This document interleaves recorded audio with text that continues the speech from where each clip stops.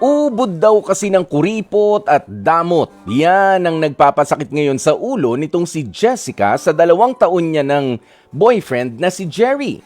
Bukod dyan, sa tuwing naghahatian silang dalawa ni Jessica sa kanilang mga date, si Jerry palagi na lang daw isinusumbat yung mga ibinibigay niya na ambag. Pero kapag si Jessica naman ang taya sa kanilang date, si Jerry sinasamantala pa yung kabaitan nitong jowa niya at kung minsan pa nga raw, sa tuwing kinakapos ng pera itong si Jerry ay nagagawa pang pahiramin ni Jessica. Pero kapag ang girlfriend niyang si Jessica ang nauubusan at kinakapos-kapos din naman, aba, nangihiram o nagpapahiram naman daw si Jerry pero ora-orada rin ang pagsingil. Ay nako, Jessica ng Bulacan. Magandang tanghali sa Jessica. Ay, magandang tanghali. Oo, yung pagiging magjowa nyo, mag-boyfriend, mag-girlfriend o mag-asawa na ba? Magjowa pa lang po. Yan, jowa pa lang. Bakit nga ganyan si Boylet? Hindi naman sa financial status ninyong dalawa, sino ba sa inyo yung medyo nakakaangat-angat? Jessica? Hello po. Oo. Sa financial status ninyo bilang magjowa, sino ba sa inyo yung medyo mas nakakaangat-angat talaga? Ako po. Ayan, pero kahit ganun pa man, Jessica, sabi mo nga ay kinakapos ka rin at ora-orada, papaano ba naniningil? Kwentuhan mo nga kami ng konti. Si Jerry, kapag lalabas kayo, ikaw ang nanlilibre, madalas. Ayun nga. Dahil kuripot siya at saka madamot na hindi ko na maintindihan po. Sino? Sino ba Kapag yung nagyaya? lumalabas kasi kami, kunyari, kakain kami sa labas. Kapag ako yung nanlibre, kahit ano yan, go siya kung ano yung gusto niya, kung ano kahit mahal, pinipili niya sa menu. Tapos kapag ako, pag siya, nanunumbat siya na, ano ba yan? Wala bang mas mura dito sa bibilin mo? Ganon-ganon yung naririnig ko sa kanya. Ibig sabihin, kapag ka ikaw ang taya, pwedeng sa restaurant. Kumakain kayo sa mga restaurant? Oo, ganyan. So, ikaw ang taya, order lang siya, ganyan. Alam mo yung mga dimsum, mahal yung mga dimsum. Kumain na ba kayo sa ganun? Ha? Ganon. O yun, order siya ng order. Oo, siya ang punong abala sa pag-order. Okay. Ayan, pero kapag kayo lalabas, saan ka lang niya dinadala? Sa kainan din, sa mga restaurant, kaso, ang gusto niya minsan, mura lang yung bibilin ko kasi may naririnig pa ako sa kanya na ang mahal naman ng order mo, ganto ganyan. Ibig sabihin, alam nyo sa mga kapatid natin nakikinig, maganda sa tao yung marunong magtipid. Okay? Wag nating alisin yung katotohanan na maganda na marunong magtipid, alam kung ano yung mahal, alam kung ano yung mura at kung ano yung praktikal. Pero kapag ang tao naman ay medyo matuos ang tawag doon sa boyfriend mo kung gano'n, ano? Tinitignan muna yung presyo, tapos in-order. Tinanong ka kung anong order mo, pero pag umorder ka na, sasabihin niya, ang mahal naman ito. Gano'n? Opo, tama. Ba't ka pa tinanong in the first place? Kaya nung nakaraan, nung nag-date kami kasi, ganun yung approach niya sa akin. Kaya yung sinabi ko, tinanong mo pa ako kung namamahalan ka din naman pala. Ayan. Dapat ikaw na nagdesisyon, ganun. Tama. Ganoon. O sige nga, magkwento ka pa ng ibang mga instances kung saan talagang makikita namin, mapipicture in mind namin ang mga ginagawa nitong si Jerry na Tapos, ayun nga, kasi hindi naman din ako malakas tumawad o ano. Minsan, kinakapos din po ako. Nang hihiram ako sa kanya ng pera, binabalik ko din naman. Kaso, ang eksena niya, tawag dito, gusto niya, wala pang 24 hours, sinisingil na ako. Tapos pag siya nanghihiram sa akin, wala naman siyang naririnig sa akin asan na yung utang mo, bayaran mo na, ganyan-ganyan. Nung nakaraan, nung din kasi, nangutang siya. Tapos nung kailangan ko na yung pera, bali, tinatanong ko na, kailangan ko yung pera. Tapos sinasabi niya, sinusumbatan mo na ako, ganto ganyan. Nako. Magkano ba itong mga hinihiram natin? Magkano hinihiram niya sa'yo usually kapag kinakapos siya? Ang pinakamalaki na sa akin na hiniram niya is 5,000. Okay. At gaano katagal bago na ibalik ang 5,000 na hiniram ni Jerry? So far, hindi pa nababalik. So far naman pala. Kasi nga so far, dapat so close para malapit-lapit na. Ayan, hindi pa nababalik. Dali, Jessica, kailan niya hiniram yan? Yung 5,000 na yan? Nung isang buwan na po. Isang buwan na nakalipas. Isang buwan na. Okay. Mm-mm. Ikaw, sabi mo, pagka humiram ka, magkano naman yung hiniram mo sa kanya?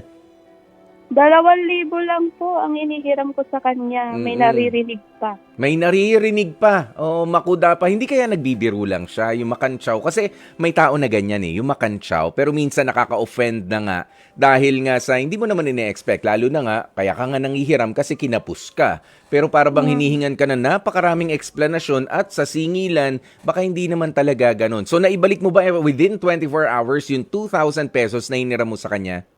Nangutang din po ako sa iba para Naku. maibalik ko agad kasi kinukulit niya ako. Totoo pala. Totoo, hindi lang pangangantsaw. Mm-mm. Oh. Kasi nasan na, ganito ganyan. Kasi kailangan ko, ang dami niyang excuses. Di parang ganun din, nung pumipili ka ng pagkain na sinabi niya, ang mahal naman ang pinili mo. Sana, nung nagpahiram siya, sana hindi ka na lang din nagpahiram. Lalo lang ako na-stress eh.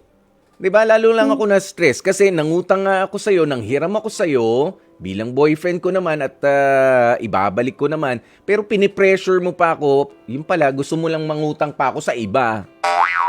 Diba? Kaya nga, sabi ko nga sa kanya, sana sa iba na lang ako nang hiram. Ayan, pero syempre hindi naman yung utang yung pinag-aawayan natin dito, no? O yung pinag-uusapan natin dito, Jessica. Yun bang character nitong si Jerry? Ikaw ba, yan yung mga hindi magaganda na katangian na meron itong si Jerry na pinakisamahan mo for 2 years. Kwentuhan mo nga kami ng mga magaganda naman na parang ang hirap bitiwan sa kanya. Nung first, 1 year namin, dun ko lang kasi siya nakitaan na ayos siya, magaling siya umapproach, ganito, ganyan. Tapos nung kinausap ko kasi siya before na dapat baguhin niya yung ganong pag-uugali kasi hindi naman ako iba sa kanya na jowa niya ako, ganyan-ganyan. Tapos nung nasa na kami, magto 2 years, sabi niya, sige, magbabago ko, kakayanin ko, ganyan. Tapos nung 2 years na kami, ang dami ko na naririnig na parang sinusumbatan niya ako. Ay, sinusumbatan ko daw ba siya, ganito, ganyan. Nagbago na nga lumala. Ay, 'Di ba? ayun.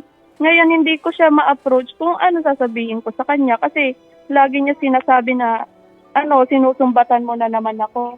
Ba? Siya pa nagsasabi na sinusumbatan mo siya? Opo. Okay. Ganun So, hindi pala siya, alam mo, kailan ang monthsary ninyo, anniversary, nagse-celebrate ba kayo niya? Nagbibigayan kayo ng gifts? Nung hindi na po, nung unang taon lang. Ngayon, na lang, pag nag-anniversary kami, kakain na lang. Pag monthsary, pilitan pa kung sino unang mag-aaya. Oo. So, paano? Kapag lumalabas kayo ngayon, kanya-kanyang bayad ba? KKB na lang? Para wala nang awan? 50-50 na lang. 50-50. Anong 50-50, Ben? Linawin natin, 50-50 ang bayaran o hinihintay munang mamutla ka at mag 50-50 bago ka pakainin? Oo.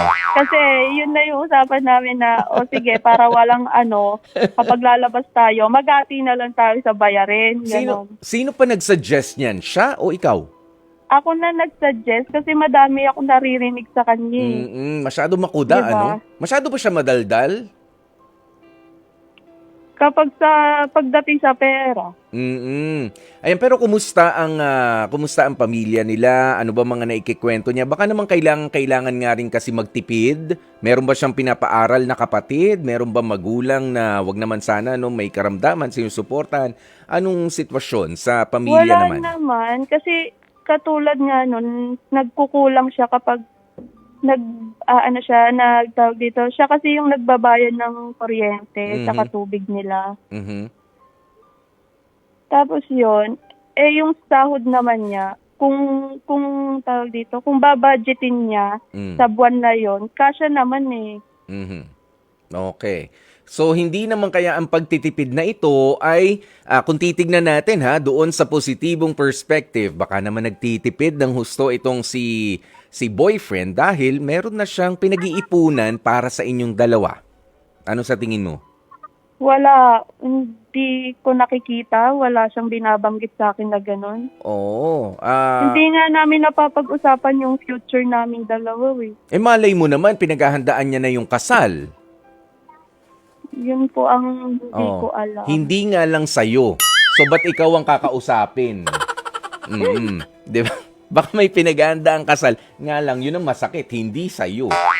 Pero hindi, wag naman natin isipin sa ganun, ano. Pero ito, sige, bibigyan kita ng pagkakataon na magmensahe. Nagkausap naman na kayo, di ba? Nagkakausap kayo nitong si Jerry. Pero, sige, no holds barred.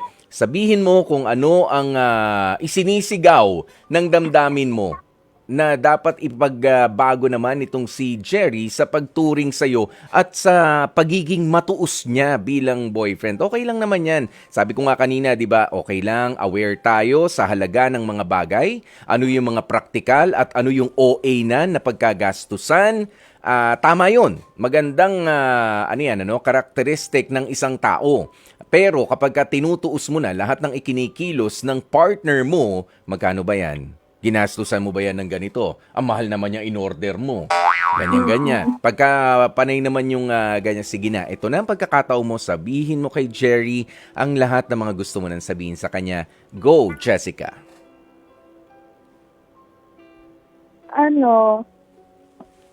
Gusto ko lang sabihin sa'yo na give and take naman dapat. Yung wala na akong maririnig na sinusumbatan mo ba ako, ganyan-ganyan. Kasi sa totoosin naman, wala naman akong problema kung bibigyan kita ng pera o ano. Ang akin lang, wag na sana maulit na parang binibilangan mo ako ng binibilangan. Yun lang yung gusto kong sabihin. Mahalin mo pa rin ba siya? Si Jerry? Mahal ko naman siya. Mahal ko naman siya. Kaso nga lang, dun ako na sa kanya. Na-offend na pag sa pera na. Sa mga gastusin. Matuos. Ayan, tigilan mo na, Jerry, ang pagiging matuos mo. Lalo na dito kay Jessica. Baka naman kasi, Jessica, baka lakas-lakas mo naman kumain. Ha? Pinakamahal na nga sa akin, 700 ni. 700? For sharing na yon o solo mo lang? For sharing pa po yun, good for two. Good for two na. Kala ko naman, sa'yo ba, 700? Ano yan? Eat all you can? Ayan, pero hinay-hinay lang para sa mga partner nga na katulad nitong si Jerry, nakaka-offend na rin kasi kapag tinutuos lahat ng ikinikilos, lahat ng ginagastos mo para sa partner mo.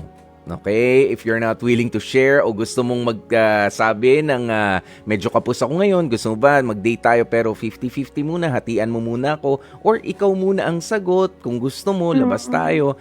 Ayan, ganun dapat ang pag-uusap sa mga katulad ni Jerry. Hindi yung kapag partner mo yung taya, order ka lang, wala kang pakialam, parang unlimited, lahat ng mga unlimited doon sa mga inoffer ng kainan ay kinuha mo na, 'di ba? Pero kapag siya naman, yung partner mo naman, ang delivery mo, binabantayan mo naman ang gusto. Hindi maganda yan. Pero ikaw rin, Jessica, dapat maayos nyo ni Jerry ang ugali niyang yan dahil hindi maganda kapag nga nagtuloy na kayo at magkasama. Dahil hindi man sa'yo, sa ibang tao, baka magkaroon ng problema itong si Jerry. Diba? Merong magagalit, merong manunumbat sa kanya. Pagka naging pamilya na kayo, naging mag-asawa, lalaki ang problema. Kaya ngayon pa lang, kailangan tagpasin na yung di niya magandang pag-uugali na yan. Tulungan mo siya, ha? Kung willing ka naman. Okay.